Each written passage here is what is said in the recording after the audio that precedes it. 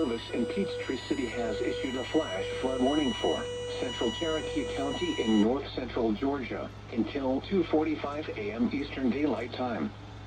At 8:46 p.m. Eastern Daylight Time, Doppler radar indicated thunderstorms producing heavy rain across the warned area. Between 1.5 and 2.5 inches of rain have fallen. Additional rainfall amounts up to 1 inch are possible in the warned area. Flash flooding is ongoing or expected to begin shortly.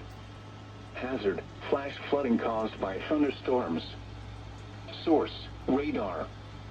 Impact: flash flooding of small creeks and streams, urban areas, highways, streets and underpasses, as well as other poor drainage and low-lying areas. Some locations that will experience flash flooding include Canton, Holly Springs and Buffington.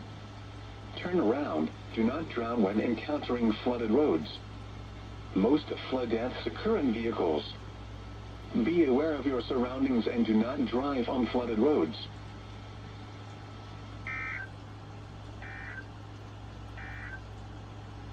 Due to the threat